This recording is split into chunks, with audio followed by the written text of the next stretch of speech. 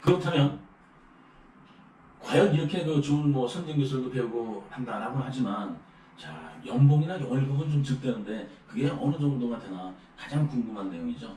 그 내용이 이 두 번째 나오는 신규 졸업자의 월급 분석입니다. 자 2-1에 보시면 일본 신규 졸업자 초임 월급 및 경력자 월급 해서 후생 노동자료니까 2017년 자료니까 지금 2019년이니까 좀 더 임금은 2년 동안 상승을 반드시 했습니다. 자, 그 경우는 일단 생략하고 그때 자료 기준을 보도록 하겠습니다. 자료 출처 역시 SBS 월드리포트를 참고했습니다.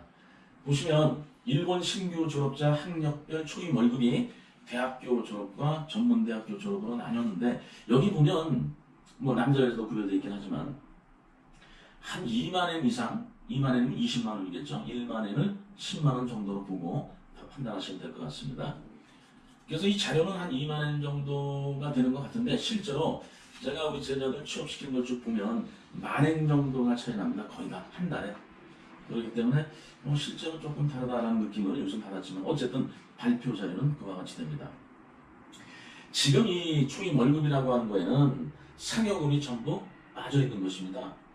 또 수당도 빠져 있고 또 항상 일본에서 지원되는 그 주택보조지원비가 항상 모든 회사가 다 지원이 되는데 그것도 빠져 있어요.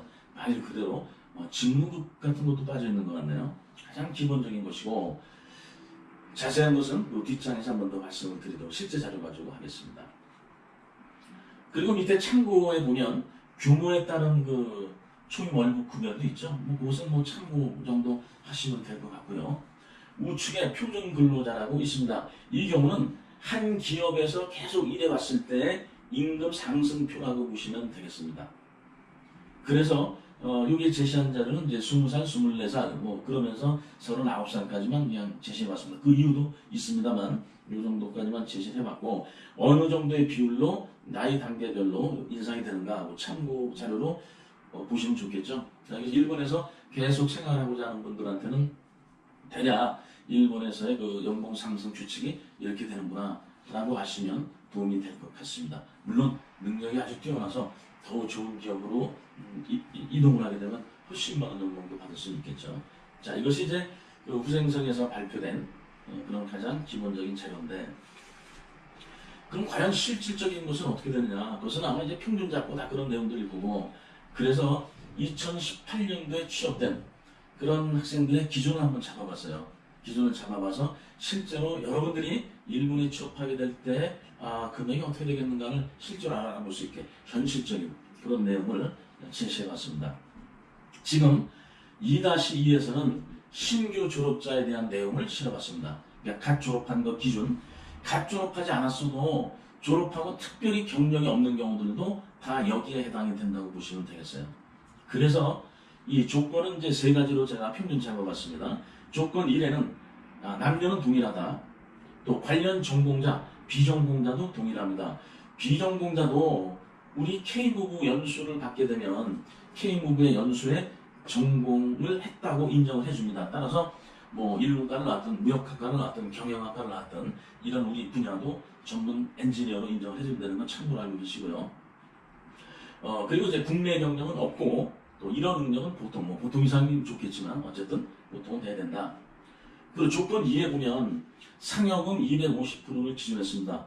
물론 다 그런 건 아니겠죠. 상여금 200%, 상여금 100% 이렇게 기업체별로 이제 면접 보실 때 보면 조금씩 달라요.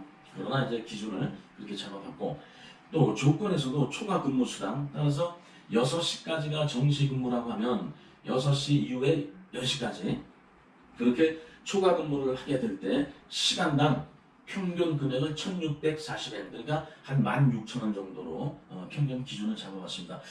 이건 기업체별로 또 경력자별로 다 다릅니다. 그거 꼭 참고하시고요. 그래서 이제 표를 한번 보실까요? 표에 동그라미 1번에 보면 기본급 플러스 직무급. 이것은 이제 모든 회사의 가장 기본적인 것이라고 보면 되겠습니다. 그래서 기본급 20만엔, 직무급 1만엔인데 대체로 직무급을 포함시키고 있습니다. 없는 경우가 간혹 있긴 한데 거의 이제 그걸 포함해주고 있고 그래서 기본 월급이 21만 엔이라면 210만 원이라면 그리고 또 동그라미 2번에 보시면 상여금과 초과근무 10시간만 잡아서 그 기준을 보게 되면 그 금액이 연 52만 5천엔, 10시간, 한 달에 10시간 초과근무만 한다고 했을 때 한 달에 19만 6,800엔. 이렇게 하면 자, 흔하게 받을 수 있는 그런 1 플러스 2의 연봉이 되겠습니다. 따라서 324만 1,800엔을 대략 산출해 봤는데 3,200만 원이 되겠죠. 근데 만약에 그 밑에 나온 것처럼 초과 근무를 월 30시간 한다면 363만 5,600엔, 약 3,600만 원 정도가 될 수 있다. 이런 것을 참고로 알고 계시면 좋겠습니다. 자, 그런데 항상 일본에서는 옆에 동그라미 3번에 나온 것처럼 다른 것도 지원이 되는데 A번에 동그라미 A번에 교통비가 있죠. 교통비가 대략 평균 잡아서 아무리 못해도 월 3만엔씩은 지원이 됩니다. 그러면 연 36만엔, 360만 원이 되겠죠. 그런데 이거는 다 준다고 하는 경우보다 집에서 걸어 다니면 그건 발생이 안 되겠죠. 가까워서 걸어 다닌다.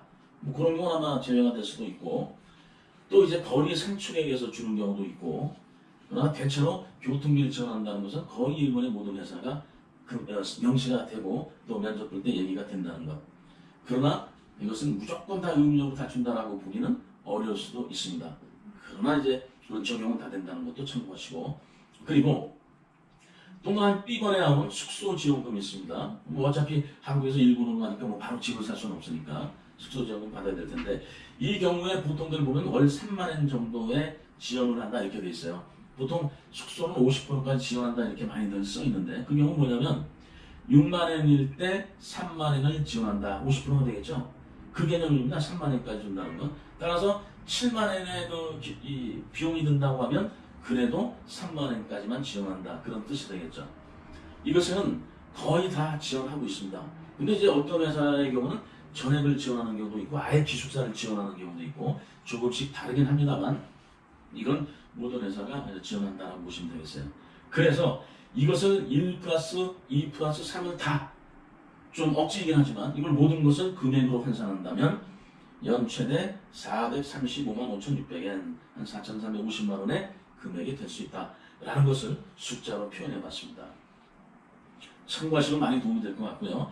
자, 그 밑에 보면 기타 1, 2, 3을 써놨습니다. 기타 1위는 추가되는 수당인데 정착금, 이 경우도 어떤 회사의 경우는 그냥 정착금 200만 원 딱 주는 경우도 있어요. 대신에 이제 그 돈을 받고 빠른 시간 내에 회사를 그만두게 되면 돈을 물어내야 되겠죠. 뭐 그런 경우 있습니다만, 이사 지원금이라든지, 그 다음에 이제 자격증 수당 중에서 뭐 토익이 730점이냐 750점이냐 그 이상 되면 그 자격증 수당도 지원된다는 거, 그리고 다양한 복지가 지원된다는 것을 많이들 강조하고 있습니다. 일본 측에서는.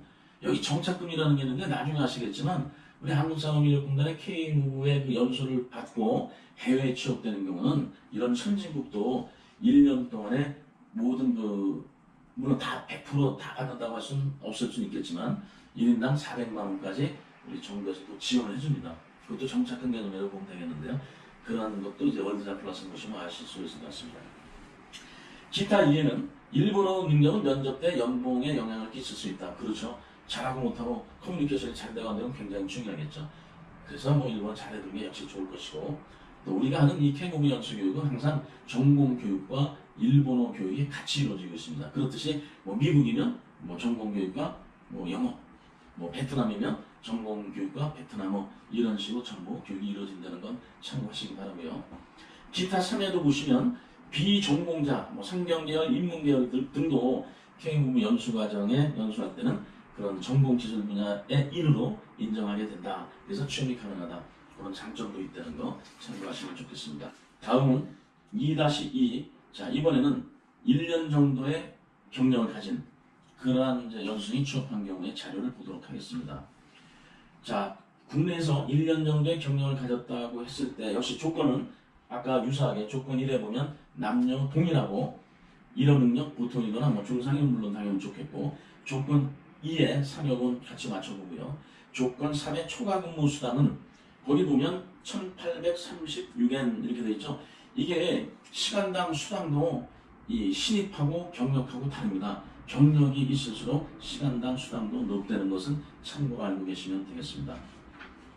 그래서 세부 내용을 보면 동그라미 1번의 기후공급과 직무급을 보실 수가 있는데 역시 아까 신입보다 높다는 걸 아실 수가 있겠죠. 그래서 이 직무급까지 하면 기본 월급이 23만 5천엔.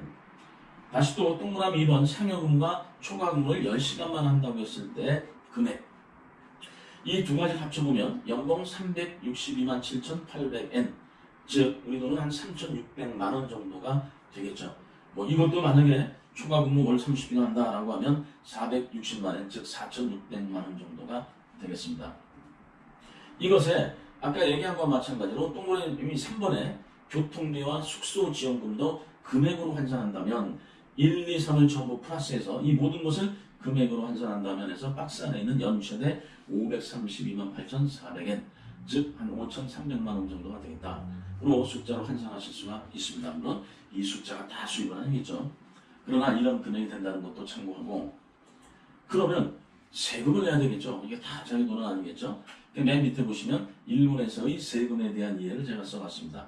가장 기본적인 월급이 한 24만 엔을 기준해서 어떤 세금 유형이 있는가를 보면 원천소득세가 있을 것이고 구생연금보험료가 있을 것이고 고용보험료가 있겠죠. 이것이 이제 가장 기본적인 그 세금이라고 볼 수가 있겠습니다. 대략 이런 비율로 세금을 낸다. 여러분들이 이해해 주시면 되겠고, 그래서 이제 수령액이 나오겠죠.